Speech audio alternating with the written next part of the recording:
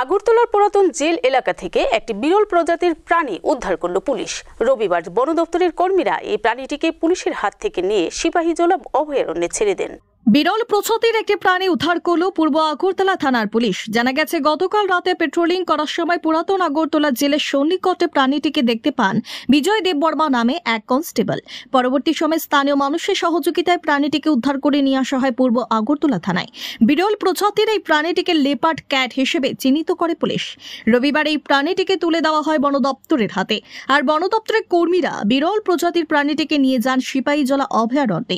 এই বিষয়ে বিস্তারিত জানান পূর্ব আগরতলা থানার ওসি রানা চ্যাটার্জি। পূর্ব থানার পুলিশের বিট পেট্রোলিং কনস্টেবল বিজয় দেববর্মা, সে বিট পেট্রোলিং করছিল। তখন সে জেলের পিছনে, পুরানো জেলের পিছনে যখন পেট্রোল করছিল, তখন সে লক্ষ্য করে যে কিছু সংখ্যক লোক ছিল এই ধরনের বিরল প্রকৃতির জিনিসটা, তারা প্রাণীটাকে লক্ষ্য করার পর তারা এটাকে রেস্কিউ করে।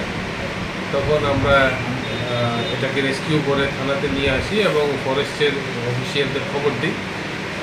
ফরেস্টের অফিসিয়ালরা এখন এসেছে, তাদেরকে আমরা হ্যান্ড ওভার করছি। এটা শিডিউল 1 বিরল প্রজাতির একটা স্পিসিস, লেপার্ড ক্যাট। এটা একটা বিরল প্রজাতির প্রাণী।